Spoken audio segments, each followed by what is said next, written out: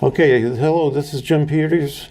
This is this town's character, and as you know, we're not talking about a person who is a character, although you can stand up yourself on that one. Take the hit as needed. But we're talking about a person who has character.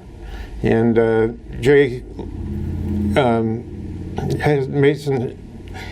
has a lot of characters from what I've gotten to know him over the last few months, and he's quite a guy. Jim, could I interject? Sure. You had mentioned to Mark, and we started talking about the state approaches and how individual states may have more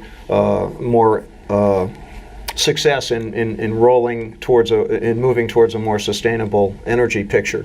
I wanted to just mention, Mark, particularly with your group 350, there's a grassroots component and a real focus on local and statewide politicians. I know that 350 has met with a number of delegates or a number of delegations and congressional members, and I would like to just ask you to let folks know how they can get in touch with 350 and how people can support these kinds of local initiatives. Because it's like Tip O'Neill said, right? All politics is local. Everything does start in your backyard. Right. And if you have some control of your backyard, you're going to at least be going in a direction that's positive.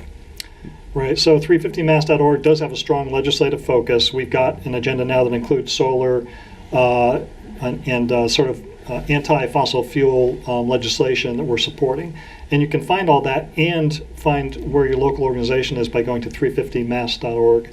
Okay. And basically what you'll do then is connect in with a node or chapter, like the Lowell chapter. And what we do is we talk to our local representatives. So we're going to be talking to Tom Golden, Dave Nangle, Roddy Mom about these issues and say, here's the bills we think you ought to support. Can you do this? Well, Tell us I why called not. Tom Golden and I called Roddy Mom about fracking, and just told them I was totally against it. For what good that does, I don't know. Did you go to the event at UMass a couple of weeks ago? There's a program that the state's rolling out called Community Conversations, and it involves a delegation from the Senate. In this case, the president of the Senate was there, Eileen Donahue. Our senator was there with a number of others. Is it Stephen Barrett? Mike Barrett. Mike Barrett was there.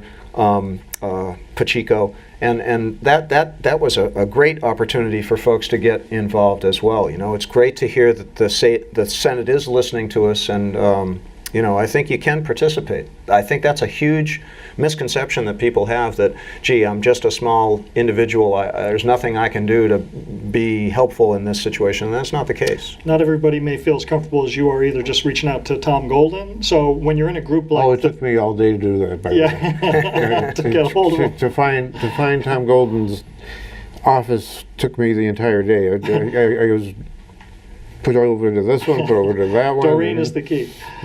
Fortunately, I have Roddy Mom's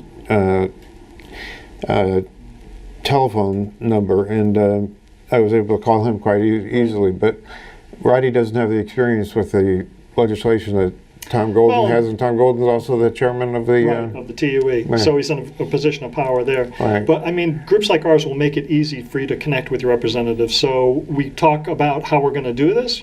Sometimes we go, together in a group to a meeting with them in their district.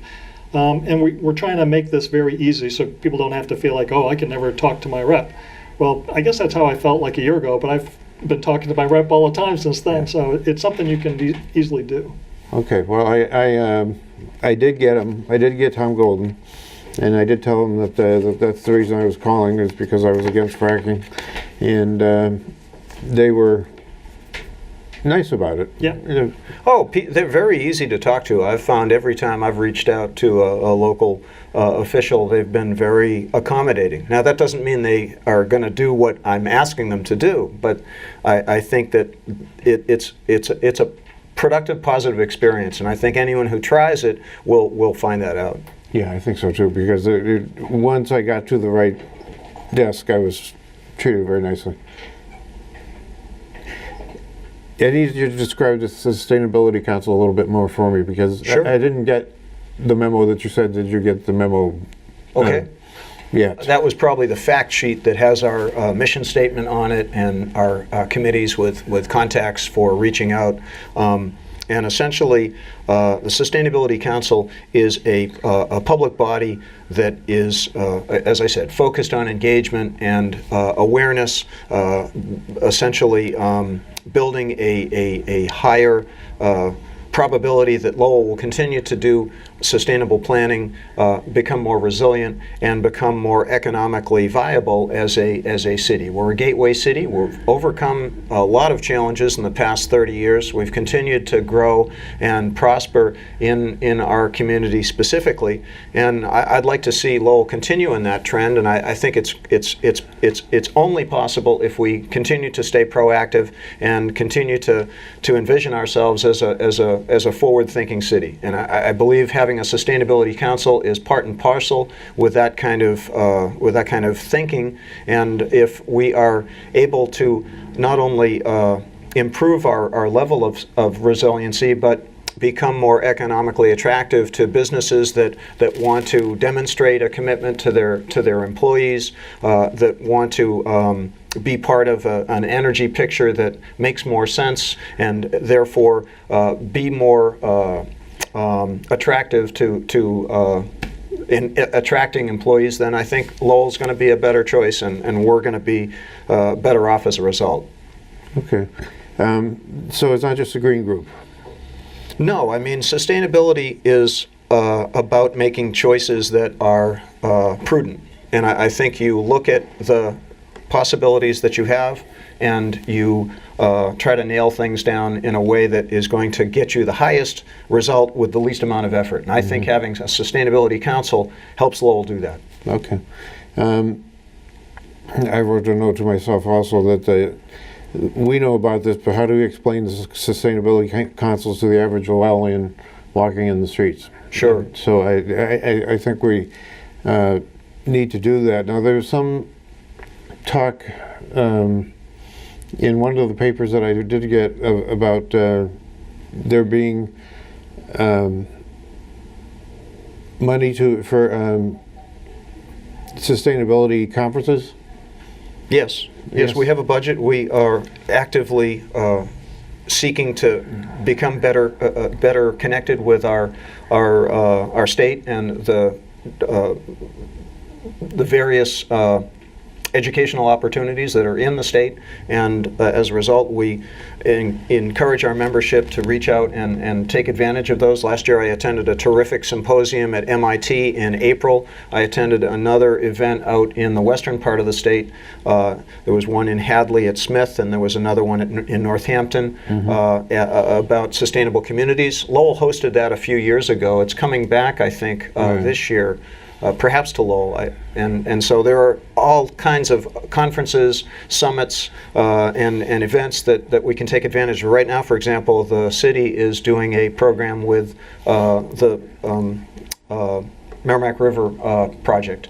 And that's a project to clean up the river, and the council is trying to connect the folks that are physically doing the cleanup work with the university and the Merrimack River Watershed Council that's doing research. So we're hoping to be part of, or help them understand that there are research opportunities as well as hands-on opportunities that can move our river towards a state of being a little bit more sustainable. Right now, it's recognized by the Forestry Service, National Forestry Service, as being the fourth most endangered river in the country as a result of non-point source pollution, deforestation, essentially, along its banks, because there's so much urban area that borders its 220 communities along its path.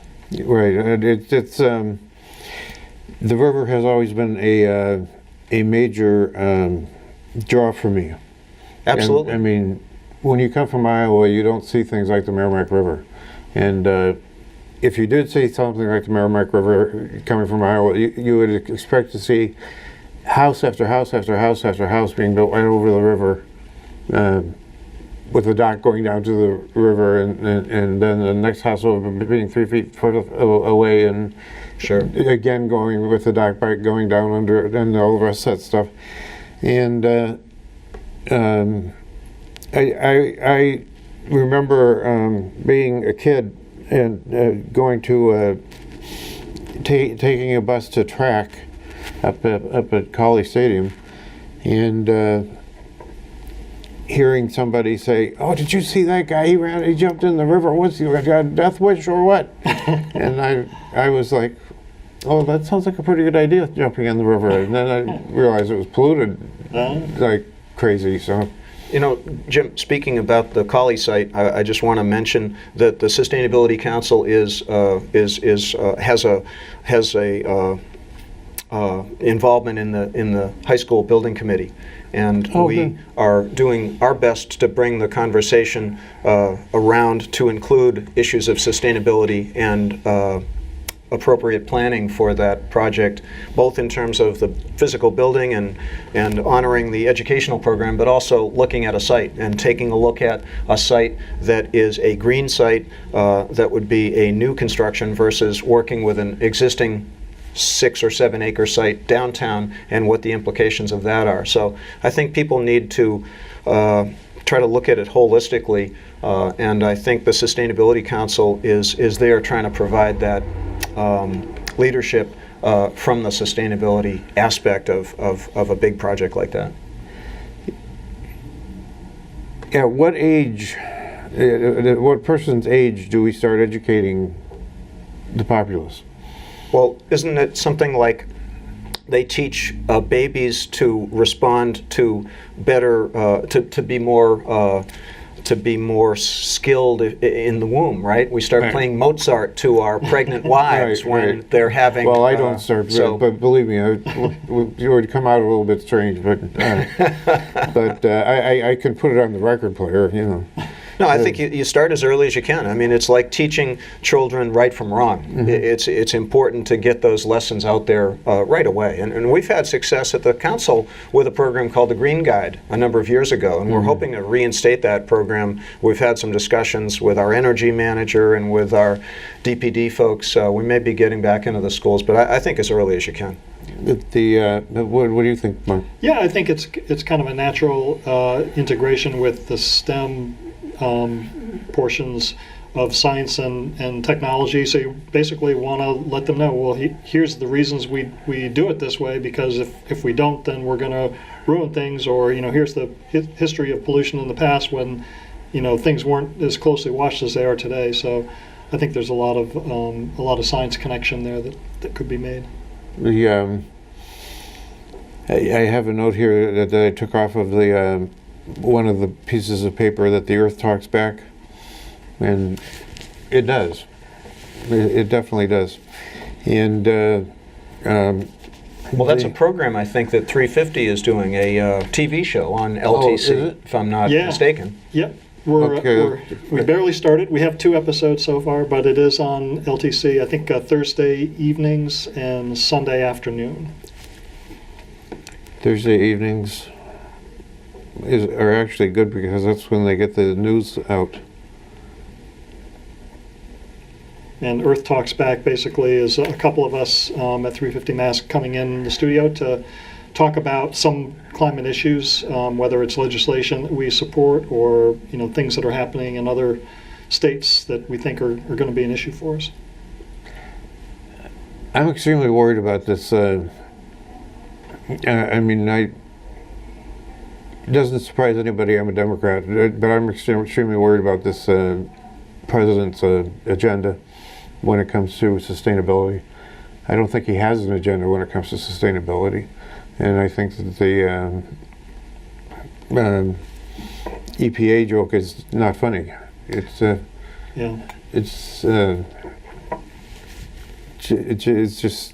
just not funny.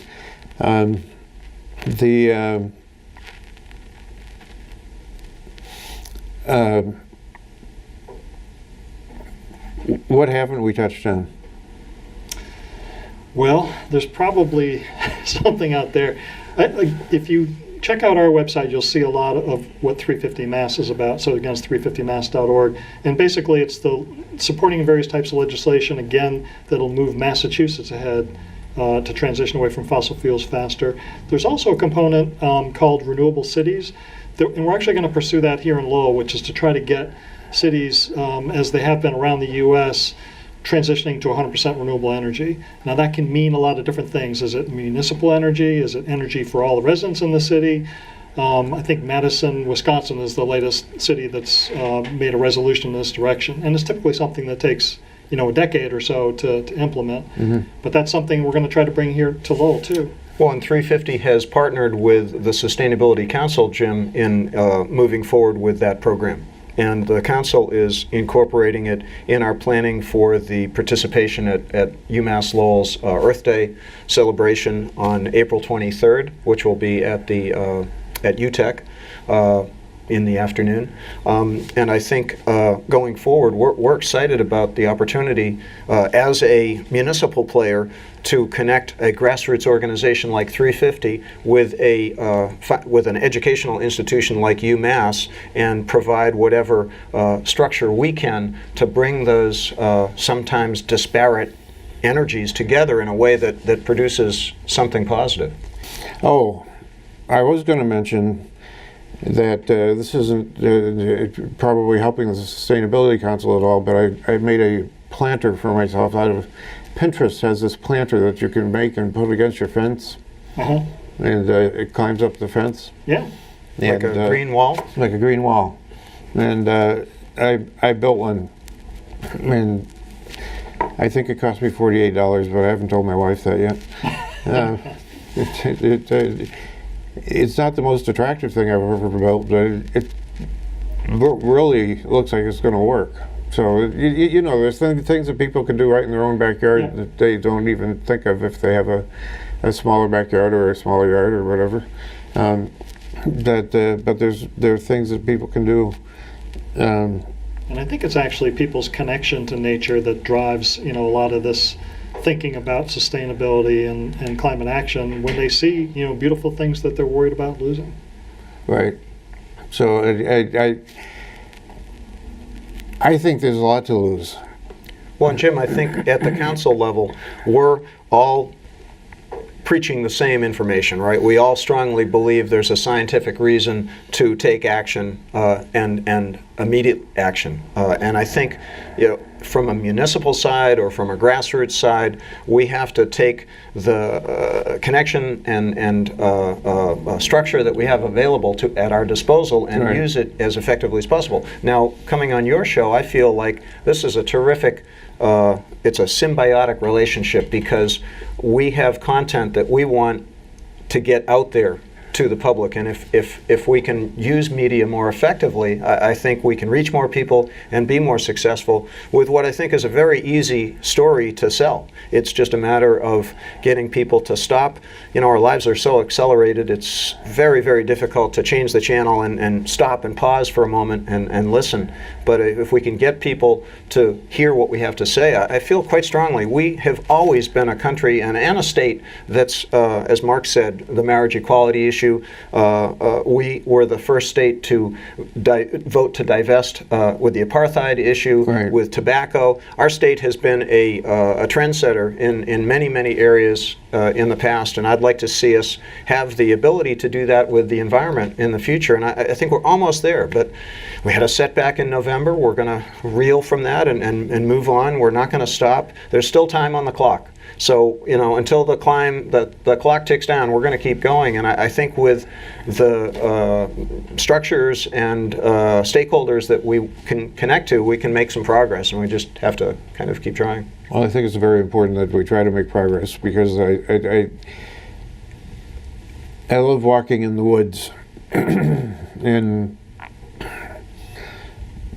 the antithesis of walking in the woods is not being able to walk in the woods, and that is definitely a possibility with the current holder of the White House, as far as I'm concerned. That it's not going to be an easy time for the EPA or for any for agriculture or anybody to. We used to watch people grow corn, and then the next year they grow corn again, and then the next year they grow corn again, and then after they had sapped all the fertilization out of the soil, they might grow soybeans to restore it. But the idea there was that they would just continue to grow corn over and over and over again until they zapped the soil, and then they would try to build the soil back up. And and then what happened was, and my uncle was right on the, he created one of these. It was a nitrogen trailer, and it went on the back of a he invented it, and it went on the back of a tractor. Yeah. And there was a nitrogen a nitrogen bottle, metal tank on top of the nitrogen trailer, and the rotary would have some spigots that would go into the soil, and they would release nitrogen from the trailer. And so all of a sudden he was making money doing that, and everybody was, Pete, how did you come up with this? And she was like, well, I just knew they needed nitrogen, so I came up with it. So then he started seeing people use those things instead of instead of the soybeans, and so much is lost in agriculture because not enough is done to promote agriculture. We used to have this rule in Iowa that you never cut below. You don't cut the stalks until the next year. Sure. And you let them sit there and hold the dirt in place and that ended up with having half stalks. They started cutting half the stalks, and that of course wasn't as efficient, and it just drove me crazy watching farmers try to make it as best they could using the old ways over and over and over again.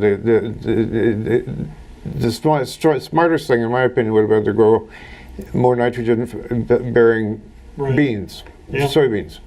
Get the crop and the nitrogen. Right. Yeah. And they didn't do that, and it just was kind of interesting to me because I was growing up watching it, and I was going to school, and they were saying one thing, do contour plowing, do this, do that, and I was going out to visit my friends who had farms, and they were doing everything they weren't supposed to be doing, and that's kind of how that works. That's a great, exciting piece of today's technology, right? Because we have these devices we carry around with in our back pockets, and we can connect with people in India or people in Syria or people in Europe in seconds and find out. I can look at a video. I have a program that will show me the typhoon in New Zealand when it happens. So what I'm trying to say is, communication-wise, we now have a way of reaching out, and I think the power of the people, the grassroots opportunity that we have as a global community are so much better now. So I feel encouraged that we can make things happen, that we can effect change, because you can now teach the other 6 billion people in the world the things that we've learned, and hopefully we can use those connections to better ourselves, because we need to make rapid change, and I think the only way we're going to do it is to use technology to make those connections and get people aware of some of the problems and some of the solutions that we have available. Yeah, I just believe that there are ways out of this. I haven't given up yet. Right. That there are definite problems, but there are definite ways out of the problem, and we need to be practicing that as much as we possibly can. And I keep in contact with cousins in the Midwest and stuff like that. And, sure. My grandfather owned 11,000 acres 100 years ago. He just, what happened was, the 40 acres in a mule? Yeah. Sure. Well, people would come out and it'd be a lot harder than they thought it would be. And my grandfather was one of those people who didn't think it was harder than he thought it would be. So he just bought the next 40 acres that went up for sale, and then he bought the next 40 acres that went up for sale. And by the time he died, he left what would have been let's say money in 1984, 1985, a $6.5 million bequest to each of his 11 children. Wow. Wow. So he was rich. Successful farmer. Yeah. He was a very successful farmer, and he used and he used the old-fashioned way of doing it. You know, old-fashioned fertilizer, old-fashioned Yeah. equipment, Sure. and that type of thing. And I was very proud of him. Very proud to have him as a grandfather. He was something. But I think people need to know that there's an end to what we can do in the long run, or wind turbines are especially important, I think. Water power, I think, is especially important, especially when you have it running underneath you Yeah. in canals around here. And water power is extremely important, and solar power is extremely important.